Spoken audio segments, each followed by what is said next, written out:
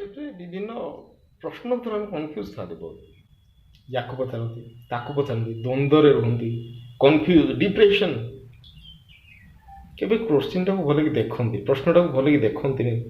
ଆଉ ବିଭିନ୍ନ ପ୍ରକାର ମାଇଣ୍ଡରେ ଓଭର ଥିଙ୍କିଂ ଆଣନ୍ତି। ତ କେବେ ଆପଣ ଗୋଟେ ଲକ୍ଷ୍ୟ କରୁଛନ୍ତି କୋଶ୍ଚିନ୍ ପ୍ରଶ୍ନ ନୁହେଁ, ସେଇଟା ସିଏ ହିଁ ଆନ୍ସର। ଆପଣ ସେଇଟାକୁ ଆକ୍ସେପ୍ଟ କରିବାକୁ ପଡ଼େ। ଆଉ ସେ ପ୍ରଶ୍ନଟାକୁ ଭଲ ଭାବରେ ଆନାଲାଇଜ୍ କରନ୍ତୁ, ଦେଖନ୍ତୁ ସଲ୍ୟୁସନ୍ ବହୁତ ଜଲ୍ଦି ମିଳିଯିବ। ତ ୟାକୁ ତାକୁ ପଚାରିବା ବଦଳରେ ଆପଣ ପ୍ରଶ୍ନଟାକୁ ନିଜେ ଖୋଜିବାକୁ ଚେଷ୍ଟା କରନ୍ତୁ, ନିଶ୍ଚିତ ରୂପେ ତା'ର ସଲ୍ୟୁସନ୍ ମିଳିଯିବ।